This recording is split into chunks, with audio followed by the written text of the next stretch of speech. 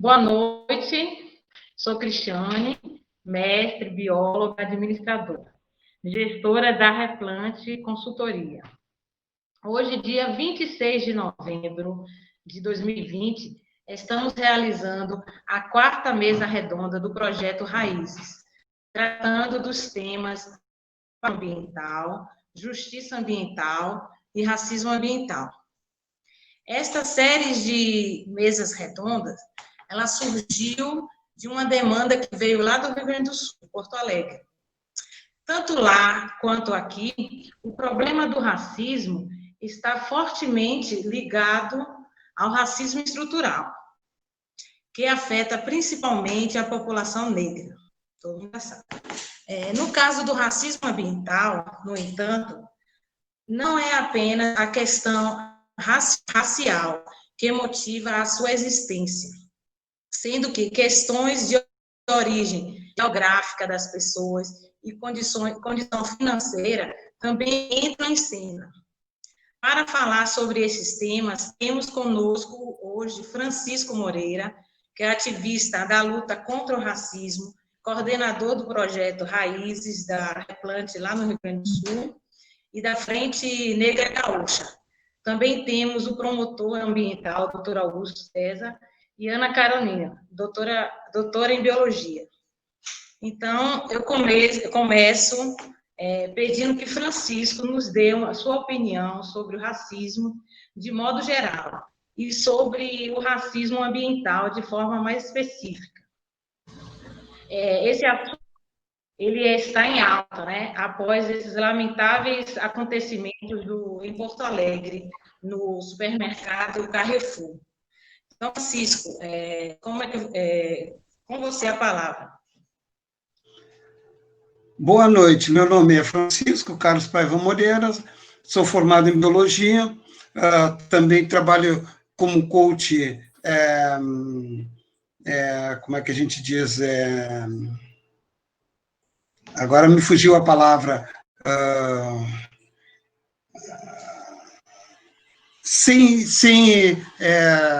sem cobranças, digamos assim, tá? Que agora me fugiu a palavra, né? Mas eu ajudo as pessoas dentro daquilo que é possível, que as pessoas gostam de ser ajudadas, né? E, em especial, a minha comunidade, até porque a minha comunidade, às vezes, não tem muito organização nas suas próprias vidas. Então, eu procuro ajudar nesse ponto, né? Depois que eu dei a área de trabalhar, né, que eu me aposentei, comecei com essa atividade, além de fazer parte da Frente Negra Gaúcha, né, que é uma frente que não tem partidos políticos. Eu sou uma questão assim, tentar fazer com que as coisas aconteçam aqui no Rio Grande do Sul, de que os negros comecem a ter cargos que possam dar mais visibilidade para os problemas que existem de forma estrutural e também fazer com que os negros também tenham espaço dentro da sociedade, né? Que no Rio Grande do Sul não tem, é muito complicado. Tanto é verdade que, não sei se os senhores aqui sabem, mas o que aconteceu é o seguinte, aqui no Rio Grande do Sul elegemos 5 negros e a coisa ficou tinhosa, né? Por quê? Porque as pessoas, elas não gostam dos negros no poder. E agora nós estamos no poder. Então, aqui deu um problema sério. Está um problema sério, né? Tanto é que teve um dos candidatos a prefeito que não estava entre os dois que vão disputar agora, que ele, o Walter Neigster, ele disse o seguinte, que elegeram 5 negros com pouca qualificação, quer dizer, você ter um curso superior e ser considerado pouca qualificação, para quem tem que trabalhar e estudar, não é bem fácil. Então, ele já aí não gostou, aí não houve, aí as pessoas começam a se revoltar, e um dos pontos nossos aqui muito triste, né? Além do racismo ambiental, que é quando as coisas aqui vão acontecendo da seguinte forma: eles vão utilizando os espaços, né? Comprando os espaços próximos, digamos, daquelas áreas que estão,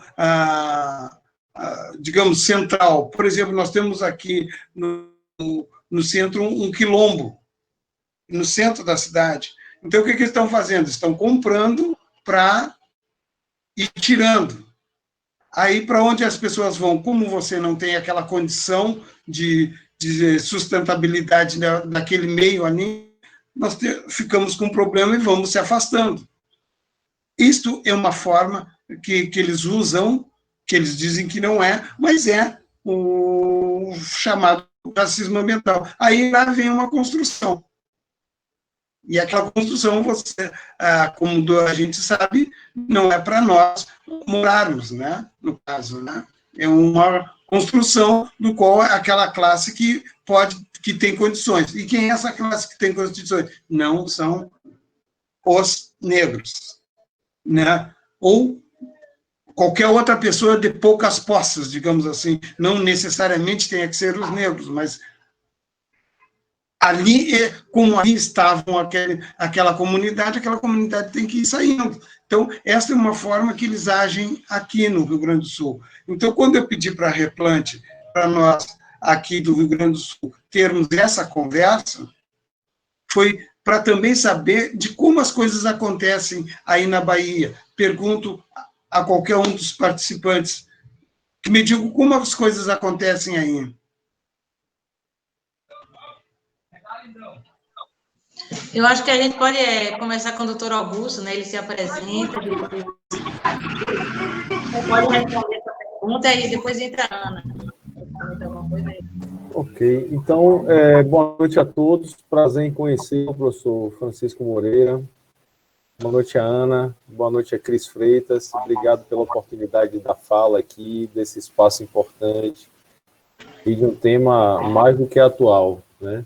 Em que a sociedade civil organizada, os poderes constituídos, as instituições devem ter esse tema na sua pauta diária, sob pena de nós não banalizarmos assunto tão importante, né? Esse tema não fique esquecido e de que o dia a dia não nos absorva e não torne essa questão uma questão menor. Pegando o gancho da fala anterior e pautado mais na realidade nossa aqui da Chapada Diamantina. Com licença, doutor Augusto, eu acho que o de Francisco está aberto e está dando eco. Tem que desligar o fone. Pois não.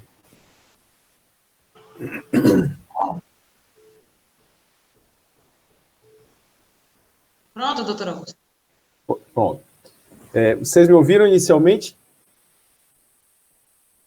Bom, então, nessa perspectiva, esse tema, inclusive, é um tema hoje que já é discutido na academia, muitos artigos escritos, muita tese desenvolvida, aplicada na prática, e é importante que a gente, inclusive, possa alargar um pouco para a nossa realidade a lógica do racismo ambiental, né? Ele surgiu na década de 80, numa realidade não brasileira, mas absolutamente adequada à nossa realidade, que é a colocação de passivos ambientais em comunidades tradicionais, em comunidades afrodescendentes, a destinação de lixo tão comum nos continentes tidos como desenvolvidos, né? Nós nos deparamos quase que rotineiramente nesses últimos anos, inclusive com a exportação de lixo, seja lixo industrial, seja lixo decorrente de processos agrícolas ou extrativos, destinados a países subdesenvolvidos. E o Brasil encontra-se nessa lista, né? Então, nessa perspectiva do racismo ambiental, é um processo muito maior, né? Estrutural, um processo de desterritorialização. E cai perfeitamente aqui com a expansão do nosso capital econômico do país, a expansão do agronegócio, a expansão das cidades, né?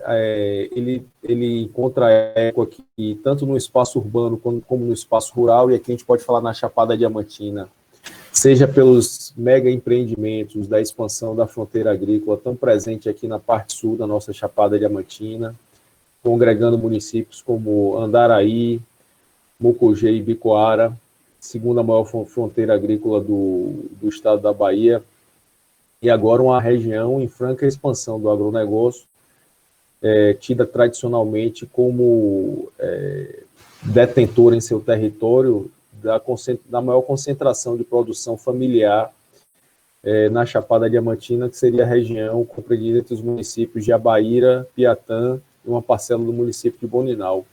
Então, um processo maior do racismo ambiental dessa desterritorialização, muito patente, muito clara, fica muito evidente, principalmente com as comunidades tradicionais, os quilombolas, os indígenas, e não só como as comunidades tradicionalmente aceitas como remanescentes de culturas importantes, né, ascendentes da nossa formação, como, acima de tudo, o modus operandi de atuar economicamente do próprio município. Quando você fala de políticas públicas e de expansão da iniciativa privada que levam à venda de terrenos, à ocupação predatória, à extinção dos recursos naturais antes tidos como vitais para a comunidade, exemplo de nascentes, pequenos corpos d'água, influindo decisivamente no modus vivendi das comunidades, fazendo com que as mesmas, direta e indiretamente, sejam obrigados a abandonar seu território, abandonar sua cultura, abandonar sua história, sua essência, em detrimento da expansão desse poder econômico que não encontra limites, nem no regramento legal, nem nas políticas públicas hoje em voga, acima de tudo, né?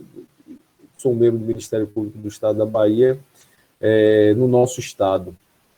Nós vemos percebendo que o Estado da Bahia ele não difere do cenário atual. Nós temos passado por uma flexibilização radical da legislação ambiental, com a supressão das instâncias de participação das comunidades, a supressão das audiências públicas, a implementação de grandes empreendimentos sem a necessária oitiva das comunidades tradicionais que deveriam, por lei, antes dessa flexibilização, ter seu assento e sua fala garantida. Então, nessa perspectiva, a Chapada Diamantina, infelizmente, se encontra em destaque nesse mapa de conflitos elaborado por diversas associações, ONGs, entidades não governamentais e observatórios, seja na Bahia, seja no país. Então, é extremamente importante trazer esse tema à discussão. Muitas vezes ele não é claro,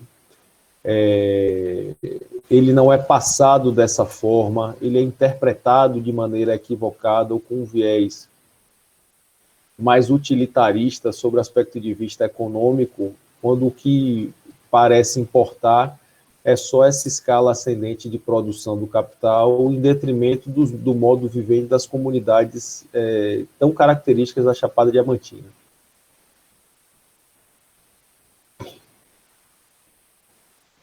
Eu acho que inicialmente essa fala nossa, só para a introdução. Muito bom.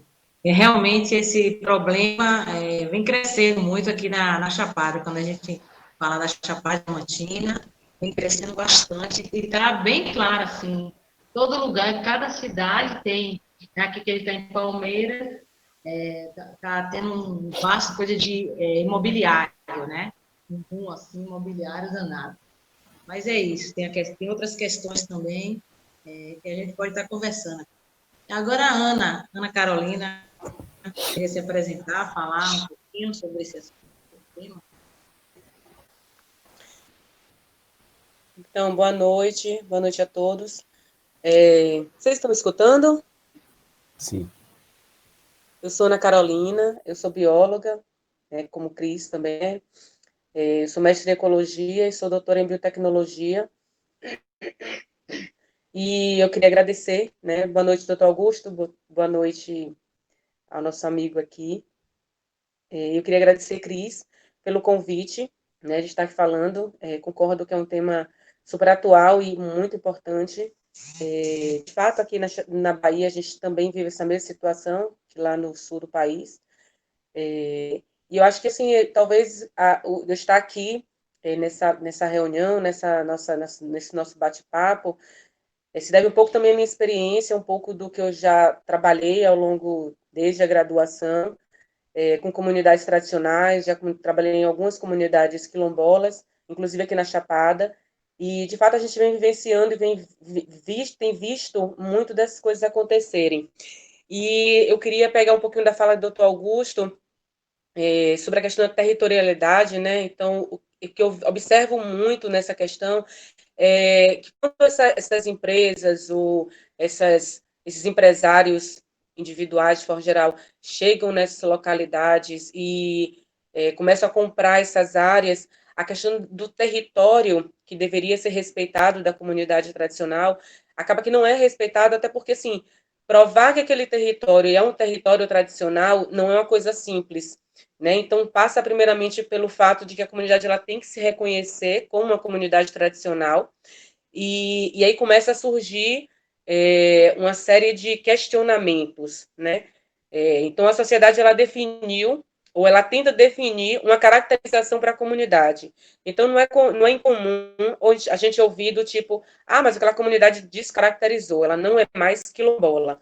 Ou eles nunca foram quilombolas, só agora o recurso do governo, né? Então, essa institucionalização, como foi falado aqui, né? Essa construção desse racismo, ele passa também por isso, por tentar descaracterizar e dizer que aquela comunidade não é o que de fato ela é, né? Então, assim, algumas vezes eu ouço falar, e a gente via muito isso ao longo dos nossos trabalhos, enquanto estávamos em campo, que é a ideia de que, pegando uma comunidade tradicional, afrodescendente, de quilombolas, remanescentes de quilombo, então a fala vinha sempre do tipo, mas eles não são negros, eles são morenos, lá tem brancos, tem gente misturada. Como que eles podem ser quilombolas? Como que eles podem ser negros? Podem ser quilombolas se não são negros. Uma outra fala que a gente sempre ouvia, inclusive eu participei de uma seleção de um projeto de pesquisa que era bem isso, né? Então, era uma fazenda, uma ONG que foi criada por fazendeiros, onde dentro dessa fazenda existiam algumas comunidades quilombolas, e eles queriam provar que aquela comunidade não era quilombola. Então, durante a minha entrevista com eles, a fala da pessoa que me entrevistava era assim: não, mas eles não são quilombolas, eles inventaram isso agora, a comunidade está dividida, eles, eles inventaram lá uma reunião e alguns disseram que concordam, são quilombolas, pegaram as assinaturas lá de qualquer um, mas eles não são quilombolas. Eles não são negros, eles são evangélicos. Quem já viu quilombolas ser evangélicos? Eles não são do candomblé, né? Eles não são, eles estudaram, eles foram para a universidade. Então, como assim quilombola? Eles são todos universitários. Então, você cria um estereótipo de que ser quilombola, de que ser indígena, ele tem que ser do jeito que eu quero, né? Então, ele tem que ser negro, ele tem que ser semi-analfabeto, ele tem que viver numa condição extremamente precária, ele não pode ter estudado, porque aí sim eu vou dizer que ele é quilombola, porque no meu imaginário, o ser quilombola, o ser indígena, é viver como há 100, 200, 300, 500 anos atrás, né? Então, se a comunidade ela evoluiu, ela avançou, uma outra fala é assim, eles não moram mais aqui. Eles moram em Salvador, eles estão estudando em outros lugares, eles vêm aqui só de vez em quando. Então, a comunidade se caracterizou, uma construção para que se tome esse território. Então, o território agora ele é permitido que seja ocupado, porque ele não é quilombola, ele nunca foi, ou ele agora deixou de ser.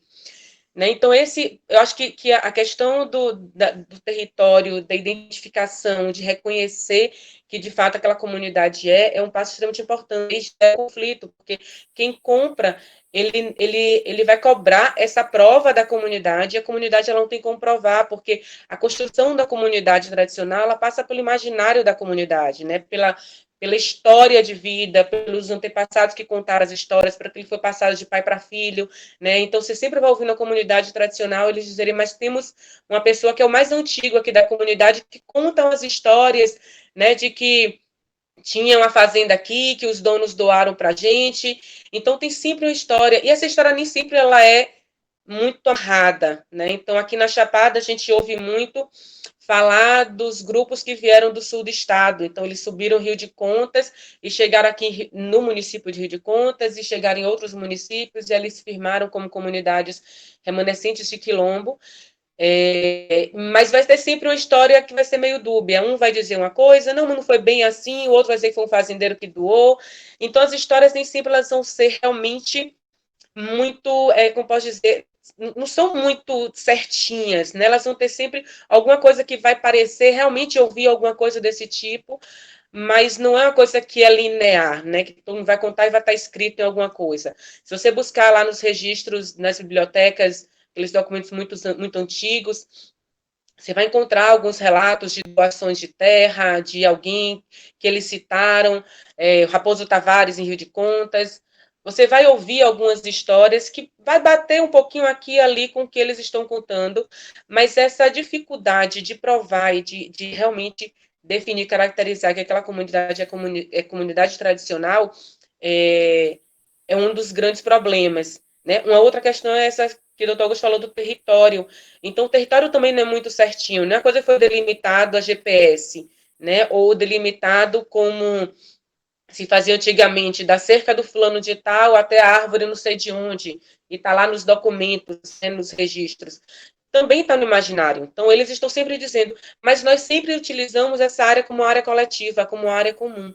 Aqui em Iraquara eu tive ontem em uma dessas comunidades, e a situação é bem essa, estão extraindo pedra em determinado local, muita gente chegando com especulação imobiliária, querendo comprar terreno, e eles dizem isso, mas Ana, essa área sempre foi nossa, é uma área que é nossa, que a gente utilizou, e agora as pessoas estão comprando, estão ocupando, e a gente não tem nem como provar, porque a terra provavelmente é terra devoluta, é terra do Estado, mas a gente não sabe nem se o Estado realmente tem a posse da terra, se tem a matrícula da terra, e quem vai chegando vai ocupando, e vai ocupando e vai cercando e vai colocando lá o capanga, e vai colocando o cachorro. E a comunidade agora está impedida de entrar na terra que sempre foi de uso coletivo. E aí, quando ela vai brigar por essa terra e pelo direito de utilizar e de continuar utilizando essa terra, aí eles vão dizer, mas vocês nunca foram quilombolas, vocês estão inventando isso agora porque querem um benefício. Né? Então, essa característica muito prática, né, desse tipo de racismo, desse tipo institucionalizado, né, que é realmente construído realmente para que as comunidades elas sempre tiveram. Né? E aí, então, vem as grandes empresas, os grandes fazendeiros, e eles compram, e eles têm dinheiro, e eles têm condições de licenciar, de regularizar, e eles têm o documento da terra conseguido, não sei como, mas vão ter sempre algum tipo de documento que vão comprovar, e aí a comunidade ela perde o seu direito, aí vão partir para a briga, né? E essa briga nem sempre é muito fácil, muitas vezes com realmente seguranças, muitas vezes com violência, e é uma briga que, assim, a gente não sabe até onde vai dar, mas é como foi dito aqui, é importante que se discuta e que se apoie, que se entenda, né, de que é preciso tirar essa ideia de que sou eu que tenho que definir quem é o quê, né? A própria legislação, ela hoje já diz que quem diz quem é negro somos nós. Então, quando o IBGE chega na casa da gente, ele vai perguntar como é que você se identifica. Então, se eu me identifico como uma pessoa negra, como é que outra pessoa pode dizer que eu não sou negra? Né? E se eu conheço a minha história, a história da minha comunidade, se eu conheço a história do meu modo de vida, e a comunidade se reconhece assim, como que a sociedade pode simplesmente dizer e definir que não é aquilo, né, como uma forma de coação e de impedir o direito daquelas pessoas.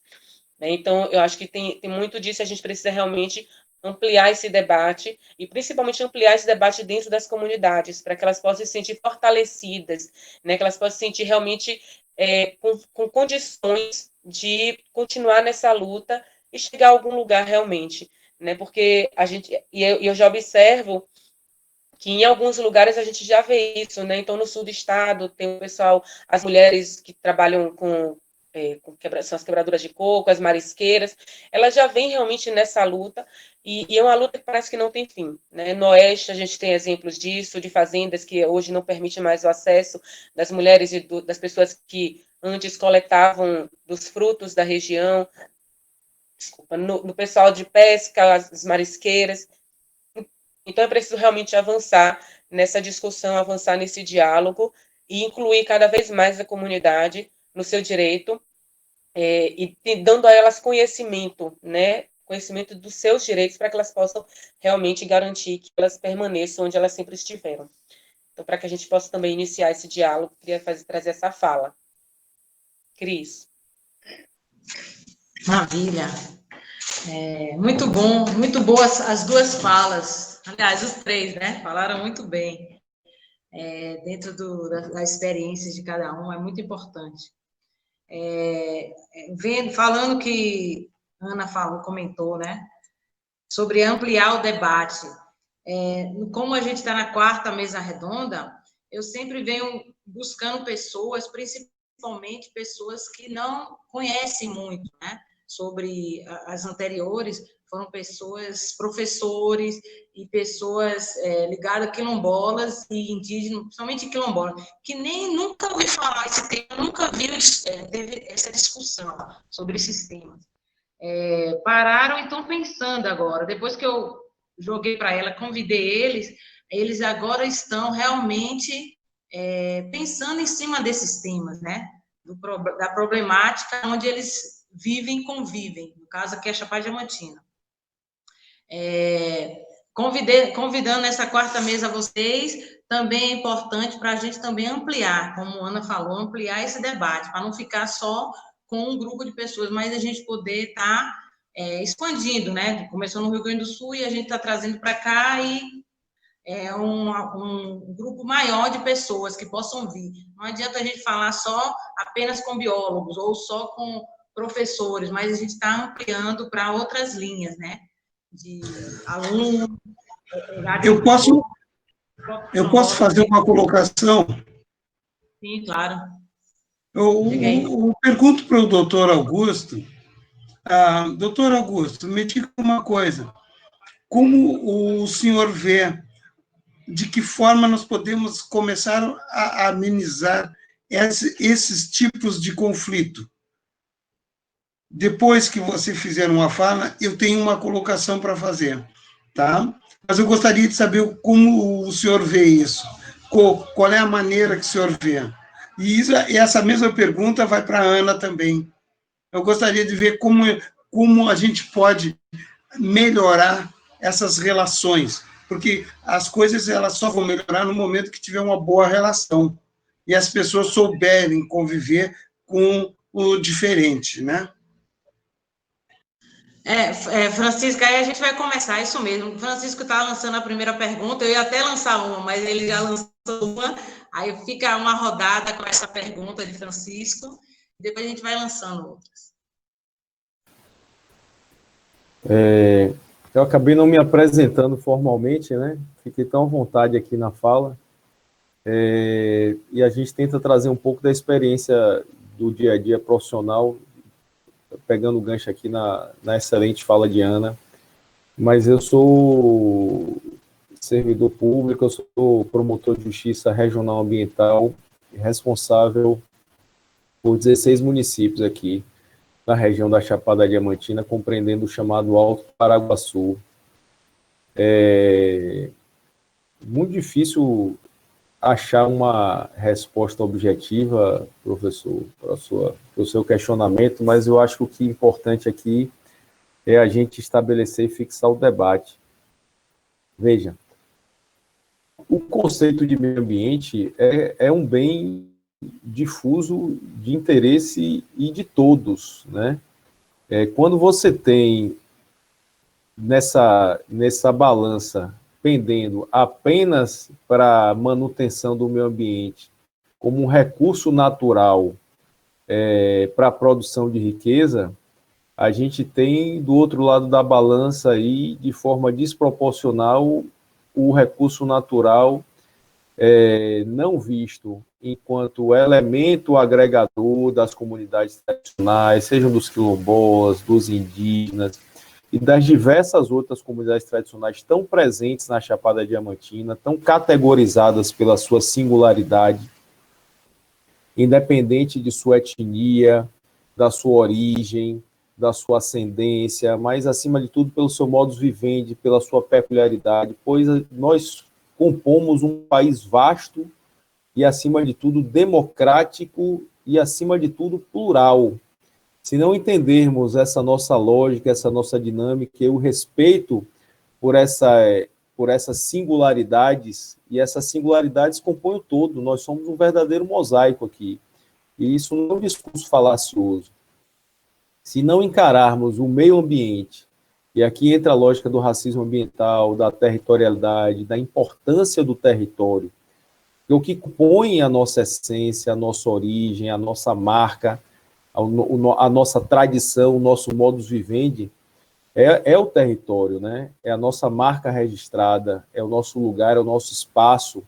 E a gente tem aqui na Chapada Diamantina uma perda significativa desses espaços, como bem falou Ana.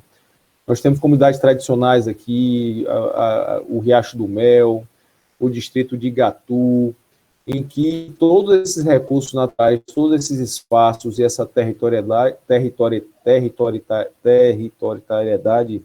desculpem aqui, do território sendo desprestigiados em detrimento de outros interesses esses que aparecem na legislação. O que a gente precisa é ampliar esse discurso, é aparecer, fazer ser visto essas comunidades desprotegidas, desamparadas e muitas vezes invisíveis, né? Hoje está em voga a discussão do racismo estrutural, mais do que nunca verdadeiro, presente. E é importante que se diga que isso está tão arraigado no nosso senso comum, no nosso quadro de referência, que a maior parte das vezes ele se torna cego, é um ponto cego.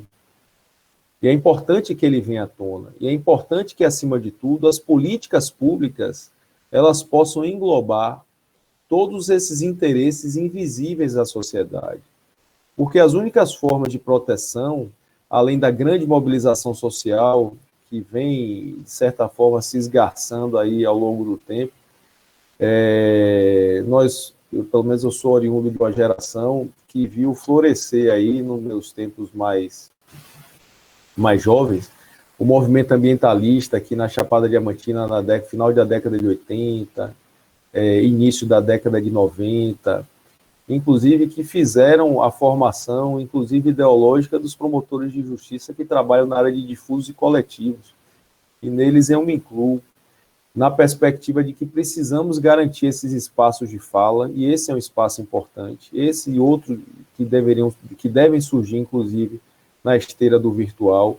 É importante que a gente consiga disseminar esse conhecimento, que a gente consiga fazer com que políticas públicas se tornem efetivas, porque senão toda a formatação, a formação do Estado, né, do establishment, como se diz, ele vai voltar a pender para uma balança em que os recursos naturais do território, eles se destinam única e exclusivamente à produção da riqueza. Ela é importante, sim, mas, acima de tudo, o que compõe o território, o que faz a nação, o que compõe essa míriade de interesses aí, são as tradições, são as comunidades tradicionais, é a nossa essência, a nossa história, e ela não consegue ser representada pelo Estado, nem pelas instituições, e nem pela legislação que é aplicada.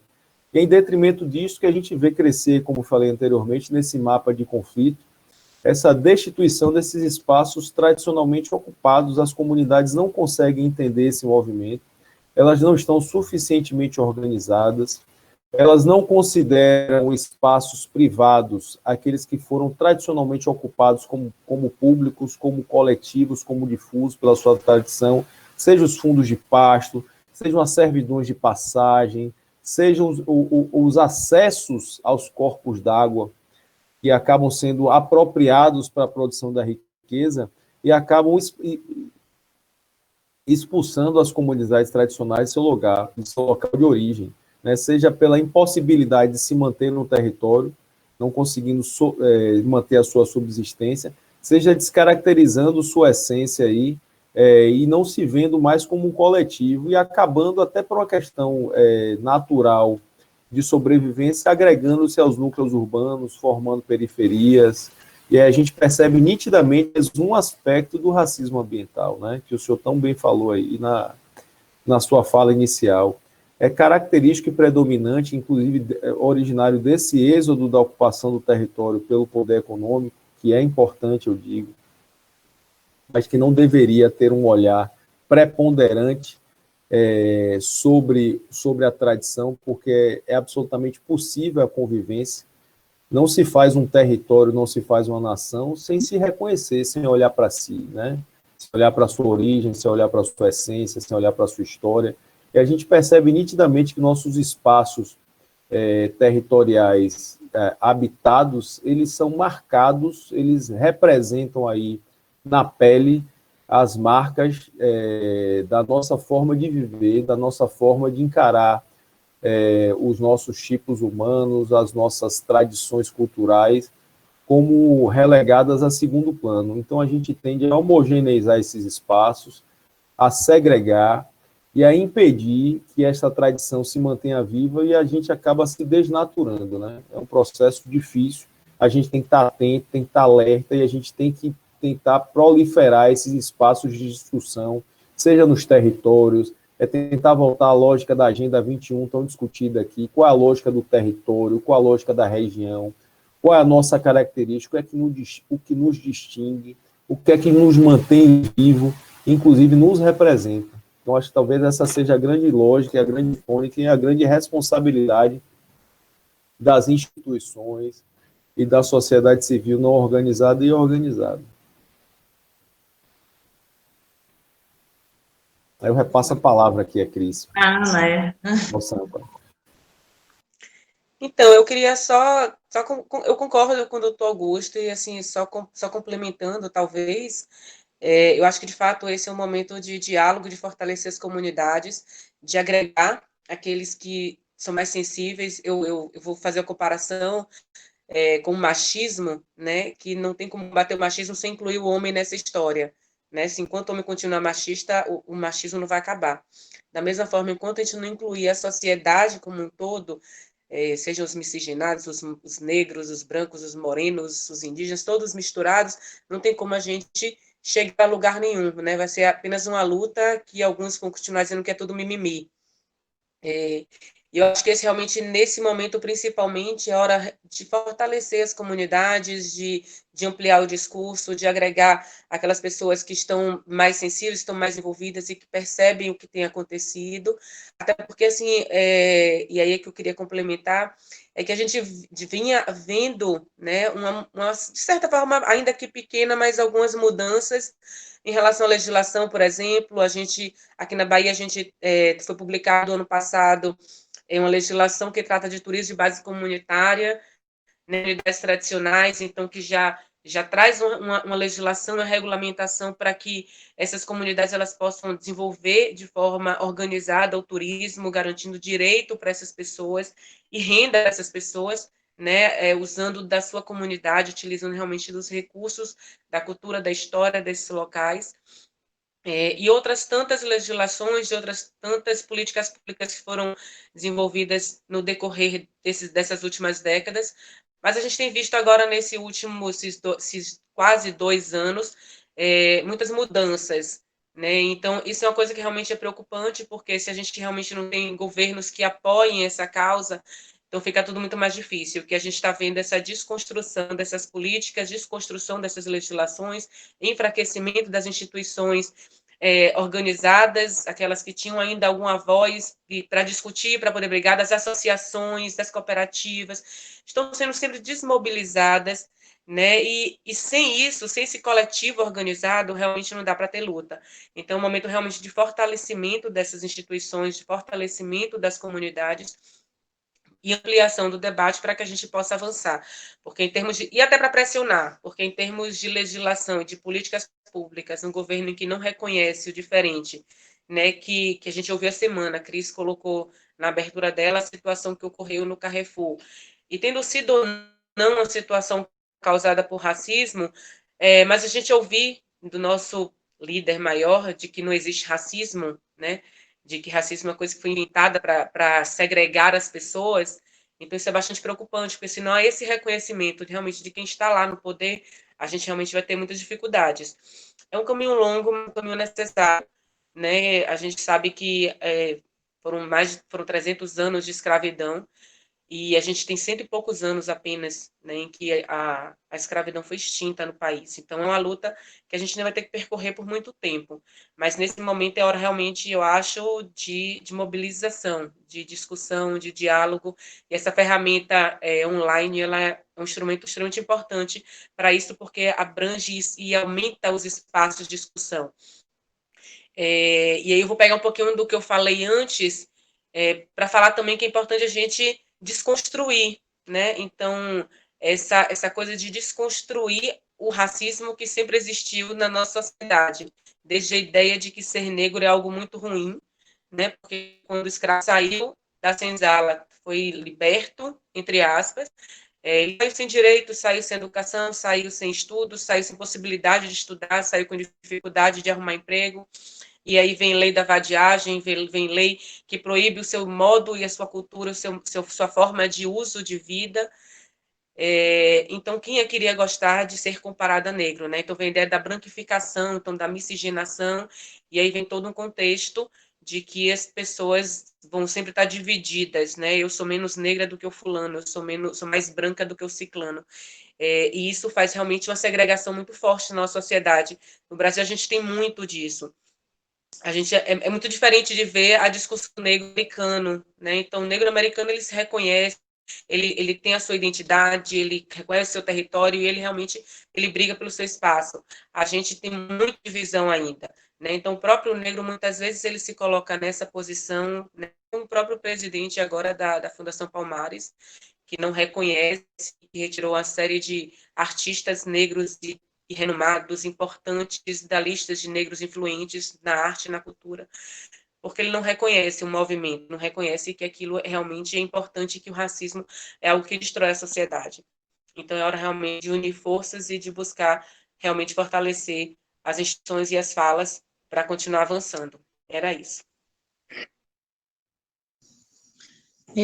Agora eu queria falar um pouquinho, as duas falas, aliás, três falas que tanto o doutor Augusto quanto a Ana falou, foi a questão do turismo, que eu também, era uma pergunta que eu ia falar, né, turismo de base comunitária, ia perguntar, mas você já falou, a questão dos conflitos, foi bom que vocês estão falando já, respondendo perguntas, né, que eu ia fazer. E também a questão da simplificação do licenciamento. Isso tudo também vem prejudicando toda essa parte dos impactos, né? Aí eu vou fazer uma pergunta aqui, que tem aqui, que aí os dois podem responder. Francisco depois faz uma, viu, Francisco? Aí a gente vê. Então, normalmente os impactos ambientais podem ser inferidos através de análises e modelos. Muitas vezes, no entanto, os danos previstos não se concretizaram efetivamente, mas são possibilidades. Nesse caso, seria possível evocar o princípio da precaução para impedir o licenciamento de empreendimentos, mesmo que estes não estejam efetivamente trazendo danos ao ambiente. Aí eu queria que o doutor Augusto respondesse, depois Ana. Não sei se vocês entenderam.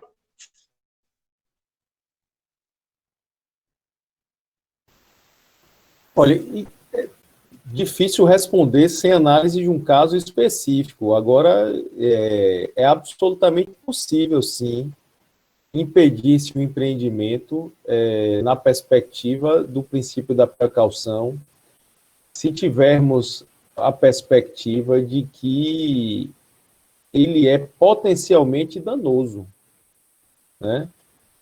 Inclusive, é uma previsão constitucional.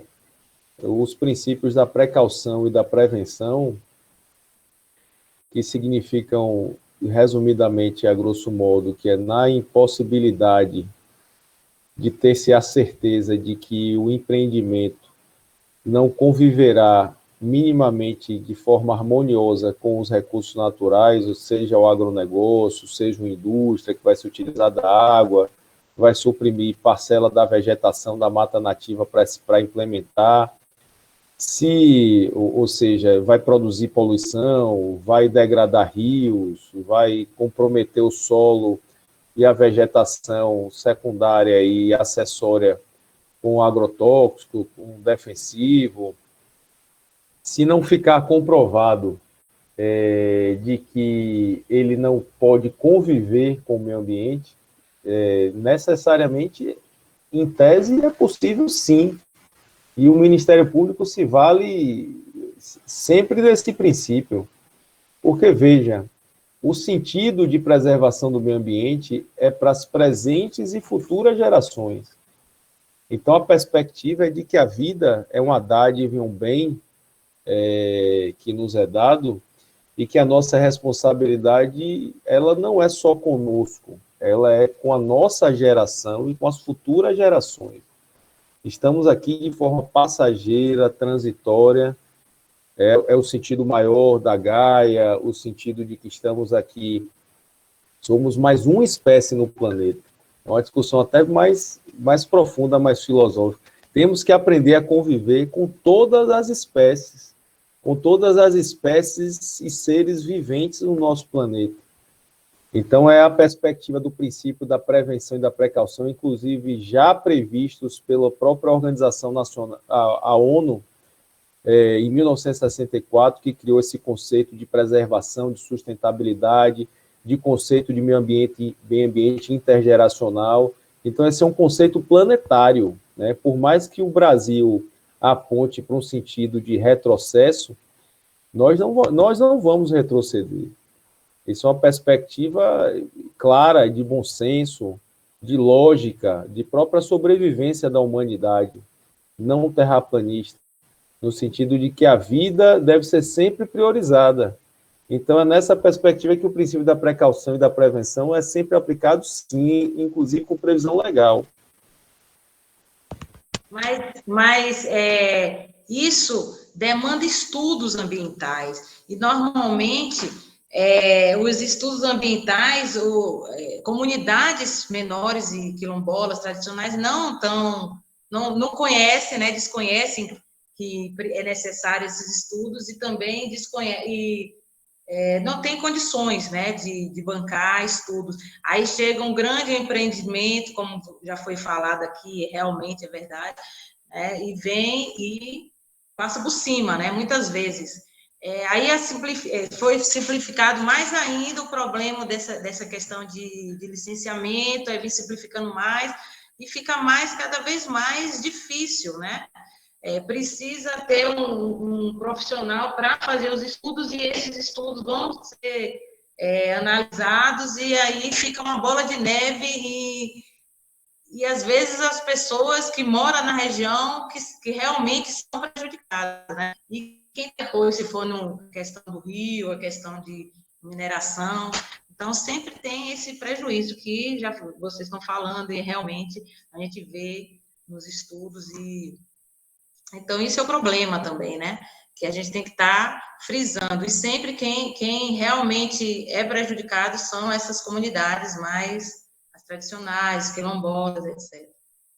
Então, esse princípio que você falou de precaução existe, mas não sei se realmente é válido, né? Nesse sentido.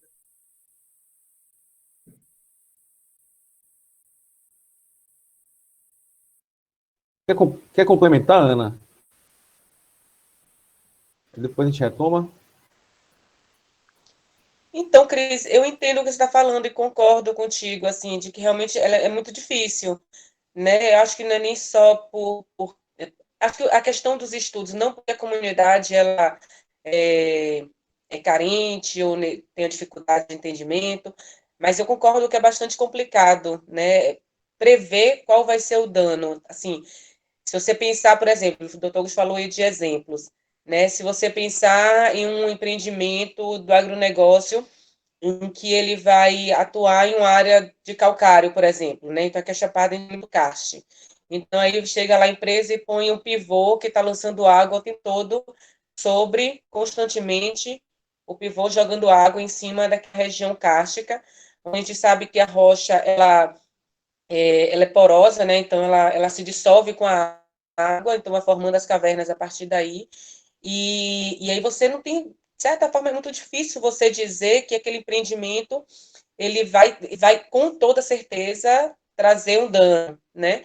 Mas é o que o doutor Augusto fala, você vai prever que é muito provável que sim, que venha a ocorrer um dano, além de contaminar o recurso hídrico, onde as pessoas captam a água ali para beber, mas também ela corre o risco de desabar uma hora ali, né? Então, talvez esse exemplo mostre assim que essa precaução, né, que esse princípio, ele é importante dentro dessa ideia, até para que se, pelo menos, ele propicie que novos estudos e que novas pesquisas possam ser desenvolvidas nessa área, nessa localidade, para evitar realmente, eu pelo menos ter uma certeza de que, uma certeza nunca se tem, né, mas talvez uma garantia maior de que aquele dano ele vai ser minimizado com alguma técnica ou com alguma prática cultural da agricultura, da lavoura, minimizando o impacto e não causando aquele dano que é o esperado, né, que é o desabamento da área. Eu acho que fica complicado também quando a gente pensa, a gente falou também da questão do turismo e falou das comunidades, e aí eu trago essa ideia também dos hotéis, né, dos grandes resorts que chegam e ocupam as áreas, e aí o dano nem sempre ele é um dano natural, no sentido de degradação de rios, ou de águas, ou de florestas, mas é um dano para a própria cultura, para a própria história da comunidade, para a própria existência da comunidade.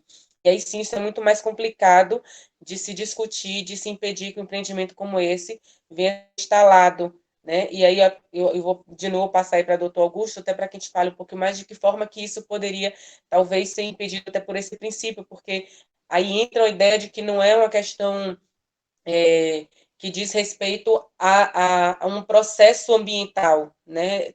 Destruir a cultura ou a existência de uma comunidade não é um processo ambiental, por mais que esteja relacionado com o racismo ambiental, mas não é um processo ambiental. Então, como impedir que uma atividade como essa venha e se instale no local e ela vai interferir totalmente na existência daquela comunidade, né? Eu concordo com o doutor Augusto, é muito difícil realmente de usar esses princípios hoje, né? Porque eu vejo muito que o órgão ambiental ele é muito legalista. Eu comentei isso essa semana, né? Então a lei ela diz sim ou não, né? Pode licenciar, não pode licenciar.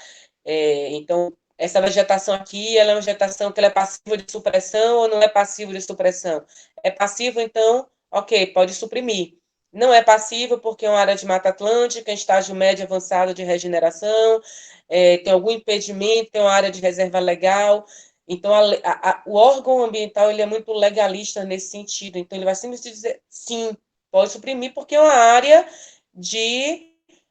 que é passiva de supressão, não tem nenhuma situação de proteção especial em relação a ela, mas ela não vai olhar, muitas vezes, essa ideia da comunidade que está em volta, ela não vai olhar, muitas vezes, se esse impacto ele vai interferir nas futuras gerações, né? Então, medir isso é algo realmente que é bastante delicado, e aí acaba que esses processos, eu nem digo em termos de simplificação, Cris, porque as próprias comunidades, elas têm direito a um processo simplificado que não tem, né? Então, o próprio Código Florestal, quando ele traz a ideia de um processo de regularização de um ASV ou de ocupação de um APP, então ela vem trazendo uma simplificação para as comunidades, para os pequenos produtores rurais, os agricultores familiares, mas na prática isso não acontece.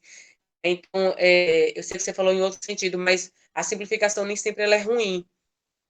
Mas o que eu quero dizer é isso, que de forma geral, como ele é um processo muito legalista, então ele vai sempre olhar somente as questões muito práticas da lei, né? Sim ou não e ponto. Então pode ou não pode, mas não vai olhar realmente de que forma que vai interferir lá na frente naquelas comunidades, porque o estudo, como você traz, esses estudos eles não trazem uma perspectiva futura do planejamento, ele traz no atual. Nós temos essa situação hoje atual, nós vamos modificar para aquela situação que nós queremos e ponto, né? Então, se eu tenho uma área que é de vegetação nativa, então o inventário ele vai vir lá, a situação retrata esse de hoje, né? Então, ele vai trazer qual é o impacto daqui a 10 anos para a retirada dessa vegetação. Também nessa discussão, e muitas vezes esses princípios são difíceis de ser aplicados dentro do processo do licenciamento. Eu entendo toda essa complexidade, Mas, então, só para a gente entender, as comunidades, então, do local, né, que tem que estar mobilizada, tem que estar unida, né, para o que vier no futuro, não pode ficar sem saber das coisas, tem que as coisas vêm acontecendo, às vezes vem a mineração, vem um empreendimento grande, e as pessoas não ficam nem sabendo, não ficam sabendo só depois que está tudo já montado, já... Porque muitas vezes também as pessoas interiores, principalmente, querem emprego. Eu quero emprego, preciso de emprego, aí chega uma empresa grande, aí consegue emprego para as pessoas, e com o tempo, essas pessoas vão vendo que não realmente, ou outros assim, voltam, né? Vão vendo que não era isso, né? Às vezes tem poluição sonora, poluição da água, questão de saúde até. Então, sempre vai ter no futuro problemas, né? Ô, Cris, então, isso é... Oi? Mas é isso, é como eu estou falando, assim, eu acho que talvez a ideia é de ficar na legislação, porque o processo do licenciamento... Sim. Acho que eu estou ouvindo um eco. Pronto. O processo do licenciamento, ele não leva, é o que eu estou dizendo assim, é muito legalista, ele não vai levar em consideração, a menos que tenha o EIA-RIMA, de consultar a comunidade. Então, eu sou dona da terra, eu quero regularizar o meu empreendimento, eu vou pedir a licença, e aí se eu apresentei todos os meus estudos, todas as minhas informações, está tudo ok, está tudo batendo direitinho com que que foi solicitado, então é isso que vai valer, entendeu? Então, a comunidade, ela não necessariamente ela vai ser ouvida, não necessariamente ela vai se envolver nesse processo. Então, quando você fala assim, a comunidade só fica sabendo quando já está instalado. Não necessariamente, mas ao mesmo tempo a comunidade não tem como prever o que vem pela frente, né? Se ela não for organizada. Então, ela está ali uma aplicação, os carros andando, algumas coisas diferentes chegando na comunidade, alguns perguntando algumas coisas, mas, de forma geral, o órgão ambiental, a instituição pública, ela não vai chegar na comunidade assim, e aí, o que vocês acham? Vocês acham que é legal esse empreendimento aqui? Vocês acham que vai dar certo? Né? E aí entra outra coisa, que o próprio empreendedor, ele vai dizer, por exemplo, de que aquela atividade, algumas já são, né, de interesse social e de utilidade pública. E aí, quando ele usa esse argumento de que é de interesse social, ele também traz a ideia do que você falou. Eu vou gerar não sei quantos empregos na comunidade onde não tem renda, onde não tem nada. Então, acaba isso sendo também um ponto forte dentro desse debate. Agora, Mas está gerando renda lá, a comunidade não custa para nada. só uma colocação aqui. O detalhe é o seguinte: essas comunidades são comunidades de pouco conhecimento, tá? E como uma comunidade dessa vai se impor se a educação não chega ali? Entende? De qualidade. E também a desorganização, digamos assim, familiar, porque uma sociedade, ela se forma de uma família, entende? E essas comunidades, em geral, elas já são, pelo próprio Estado, não chegando à educação. E sem essa educação, como nós vamos mudar isso? Eu acho bem complicado também, né?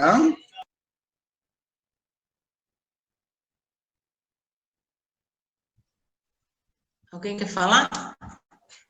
Não sei se Francisco fala. Tá, você parou, Francisco? Ou falhou? Sim, sim, sim. Não. É isso que eu queria saber, o que vocês acham com relação a isso, porque eu acho que sim, sem educação naquelas comunidades, como elas vão se defender? Como elas vão... Eu queria complementar o que o Francisco falou, e realmente no sentido de agregar aqui a discussão, e também concordo com a Ana. Mas veja, o licenciamento, só para a gente não deixar nenhum fio desencapado, mas o licenciamento, que é essa autorização que o Estado dá, ela não gera nenhum direito adquirido. Ela não dá uma licença ad infinitum, para sempre, para que a pessoa possa degradar, utilizar os recursos naturais. A todo e qualquer momento, o Estado pode rever essa autorização. Porque, na verdade, nada mais é do que a transferência do poder coletivo, popular, para o ente estatal que nos representa. A gente não pode perder esse conceito de representatividade. O Estado somos nós, né? É a população. Pode parecer uma discussão teórica e retórica, mas não é. Esse é um princípio básico. Assim, o que a gente está distorcendo no país é porque a gente está partindo da discussão das instituições responsáveis pela aplicação das políticas públicas. A Ana aqui representa o Estado, o Executivo. Eu represento o Ministério Público. Mas essa discussão é muito mais ampla e é anterior, né? Nós somos os representantes desse ordenamento, dessa lógica, mas as políticas públicas são definidas em etapas anteriores. É importante que a gente traga essa discussão, que a gente possa se fazer presente na comunidade. A comunidade, independente do legalismo, ela tem voz, sim. Existem mecanismos para que ela possa ser ouvidas. E a atuação do Ministério Público ela se pauta ao longo do país dessa forma. Muitos empreendimentos, eles mesmo licenciados, eles são questionados, o licenciamento é anulado, a aplicação da lei não é uma aplicação cega. Antes da lei, existem alguns princípios que são importantes. O princípio da participação popular informada. Não é possível que empreendimento que vai se utilizar de recursos naturais em detrimento de comunidades tradicionais, ela não passe necessariamente pela oitiva da comunidade que está prejudicada e a própria chancela, o próprio cartão em branco dado pelo Estado, não ouviu a comunidade. Então, existem mecanismos aí, existe um disjuntor que pode desligar o sistema e ligar de novo de maneira adequada. Então, a gente tem que de certa forma, desmistificar esses conceitos aqui e trazer essa discussão também para a lógica da feitura das políticas públicas, da inclusão dessas comunidades, desse eu cego coletivo, individual, não presente, mas a solução do problema, ela não passa somente pelas instituições que representam a ponta e aplicação do ordenamento, que é o Executivo, os órgãos ambientais, o Ministério Público, que é encarregado de garantir esse ordenamento, mas é importante que se diga que o ordenamento ele vai muito além da simples legalidade. Existem princípios que são constitucionais, que, em não sendo respeitados, a própria legalidade é questionada. Por mais absurdo e paradoxal que seja, existem leis consideradas ilegais e inconstitucionais. Inclusive, inúmeras leis municipais e estaduais são questionadas pelo Ministério Público e são anuladas pelos tribunais superiores, pois não representam esse ente coletivo, esse princípio da participação informada, esse princípio que o meio ambiente sadio e equilibrado é um direito de todos, não é só do empreendedor que promove o racismo ambiental, mas, acima de tudo, das comunidades que compõem esse coletivo. Então, é uma discussão mais ampla. Maravilha. Então, pelo que a gente entende e pode dizer, a Ana estava falando, a comunidade, tudo bem, ela não sabe, não está por dentro de determinados empreendimentos, mas o que eu acho que é mais importante, elas têm que estar, as comunidades têm que estar mobilizadas para isso, independente, com a prefeitura, com algum, como é que se diz? Algum órgão, né, do local, e tentar montar, sei lá, educação ambiental para falar sobre determinados assuntos, se for o caso de empreendimentos danosos, ou para futuro. Não sei se existe, e deve existir essa conversa relacionada à educação ambiental para essas comunidades. Não precisa vir o problema ou o empreendimento para poder já estar dialogando. Aí Francisco falou, mas essas comunidades, elas não têm estudo, não têm... E muitas dessas mesmo, muitas não participam. Quando a gente faz uma reunião da APA, por exemplo, ou do ICMBio, ou do que for, normalmente quem aparece são os conselheiros e pessoas ligadas ao meio ambiente. Isso é real. Se a gente chama a comunidade, faz uma auditoria, muitos deles não aparecem. Isso é estranho, né? É problemático, eu não sei o incentivo. Então, isso é de se pensar. Tem que mobilizar as comunidades assim, Francisco, nesse sentido, entendeu? As comunidades que também têm que estar participando. Eu acredito nisso também. Não sei se Francisco quer falar mais alguma coisa. Eu só faço um questionamento assim, ó, que quando a gente fala de comunidade, pelo menos aqui no Rio Grande do Sul, de deslocamento, é tipo de reunião, porque geralmente, digamos assim, quando eles pegam os quilombolas lá da Zona Norte, tá? Eles pegam os quilombolas da Zona Sul. E aí, como a Câmara de Vereadores fica no centro da cidade, e você conhece muito bem o Rio Grande do Sul, Cris, como essas pessoas se deslocam para fazer essa reunião lá? Entende? Esses meus questionamentos práticos e que são visíveis. Então, nisso que eu sempre me pergunto, tá, mas nós queremos que eles se movimentem, mas como é que essas pessoas se movimentam se elas precisam, muitas vezes, de questões financeiras para se deslocar? É muito complicado. Além daqueles representantes que, às vezes, eles só têm um ou outro representante que consegue se deslocar, mas ele sozinho, ele não consegue convencer os daqui, digamos, eu que moro aqui no centro da cidade, eles não conseguem convencer os caras, olha, esse empreendimento vai nos gerar isso, isso, isso, que quando o empreendimento já chega ali, já chega pronto. Ele já chega pronto. E aí, como se discute isso? Como se faz? Como se age em relação a essas coisas? Essas são as perguntas, né? Mas eu sei que daqui um pouco o nosso tempo vai se esgotar. Já sei que a Cris já está olhando no relógio ali, né? Mas essas são as perguntas para você ver que esse é um debate muito interessante que nós aqui do Rio Grande do Sul, que eu tenho certeza que o pessoal, eles vão pegar depois esse vídeo e vão escutar nós, e vão fazer questionamento. Aqui eles me questionam bastante,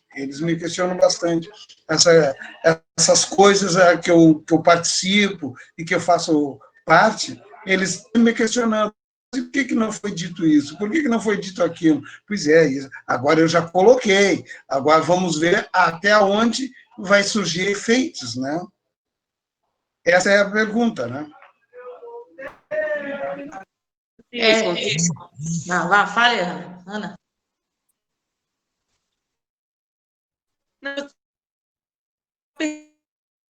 Eu acho que talvez, assim, a gente pensa muito que não necessariamente a comunidade sair do seu lugar para... Está falhando. Quem quer falar não vai falar na comunidade. Então, usar a internet às vezes é ruim. Então, eu estou falando assim, olha, ao invés de fazer reunião fora da comunidade, levar a comunidade para os espaços, de fazer discussão dentro da comunidade, entendeu? Então, esse talvez seja o caminho. Inclusive, traz para quem vai falar também o conhecimento de como que é a comunidade, né? Que comunidade é aquela para quem eu estou falando? Né? Levar uma linguagem que seja acessível para a comunidade também é importante. Não adianta eu falar um monte de coisa que a comunidade não vai entender nada do que eu estou dizendo. Levar a pauta que é da comunidade. Então, às vezes, a gente também tem a ideia de o que é importante para ele. Né? Então, não é melhor eu perguntar a comunidade para ele? Para ele, às vezes, é a questão da água que querem captar dentro da comunidade dele, mas eu estou querendo discutir lá o agronegócio. Né? Então, às vezes, eu quero levar a minha pauta e não a pauta da comunidade. Às vezes, ele está lá reclamando porque o acesso para a comunidade é péssimo. Ele não tem uma estrada que preste para poder subir, ou ele não tem transporte para as crianças, ou ele não tem escola comunitária dentro da comunidade, ou o prefeito quer tirar a escola que existe. Né? Então, qual é a pauta que a comunidade quer discutir? O que é que a comunidade quer quer ser ouvido? No que ele quer ser ouvido? Então, quando você também abre o entendimento para escutar o que é que a comunidade quer, o que é que ele está passando, então, acho que o diálogo ele começa realmente a fluir, e aí outras pautas vão surgindo, e a informação vai chegando. De fato, a ideia da educação que você falou nesse instante é um grande problema, né? Porque a gente sabe que a educação no país não é exatamente o melhor dos mundos, né? E nas comunidades rurais ainda é muito pior, né? Então, assim, acesso a ter transporte escolar, ter merenda, a ter professores que tenham uma qualificação maior, né? Então, isso já é bastante difícil nas comunidades. Então, muitas vezes as crianças precisam andar por longas distâncias para chegar na escola. E assim, é como se diz muito, né? Isso não é por acaso, né? É algo que é realmente pensado para que as pessoas elas não tenham informação, não tenham conhecimento e se mantenham ali aceitando qualquer coisa que venha, qualquer coisa que chegue.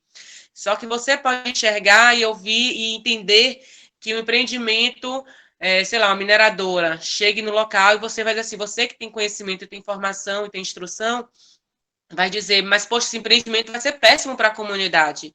Mas a comunidade, em geral, por mais que ela saiba até que aquele empreendimento vai se instalar, ela talvez não tenha informação suficiente para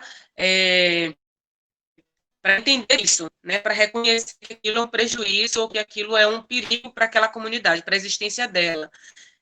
E aí entra a questão que eu estava falando, assim, às vezes, o que para aquela comunidade importa é justamente a situação da escola. Então, eu acho que é importante elevar a situação da escola e discutir a situação da escola, e começar a ganhar essa confiança da comunidade, estar junto da comunidade e aproveitar as oportunidades para trazer a questão da mineradora. E, a partir daí, então, você discutir a questão da mineradora e perguntar o que eles entendem, né? Até para que não se chegue à situação em que Cris falou, somente depois que o dano chegou, depois que o problema aconteceu, aí é que as pessoas vão entender que era um problema, né? Mas antes eles não entendiam isso. Então, ir chegando, às vezes, pegando apenas o que é o problema para eles e discutindo isso, né? Respeitando qual é o desejo deles, qual é o problema que eles estão enxergando, o que está sendo muito ruim para eles, né? Para depois a gente levar essas outras questões e dizer, sim, mas e aquela mineradora lá que está chegando, o que é que vocês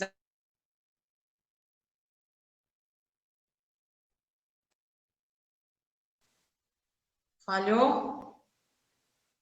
Ana? Não sei se só eu que não estou ouvindo, Francisco. Não, parou dela. Parou dela, né? Então, tá. Dela parou. Mas, então a gente pode estar falando, cadê? Não sei se ela... Tá. Então, né? Já são 7h21, a gente não vamos alongar tanto, não. Eu agradeço a vocês, viu? Não sei se a Ana está me ouvindo. Acho que o Dera parou.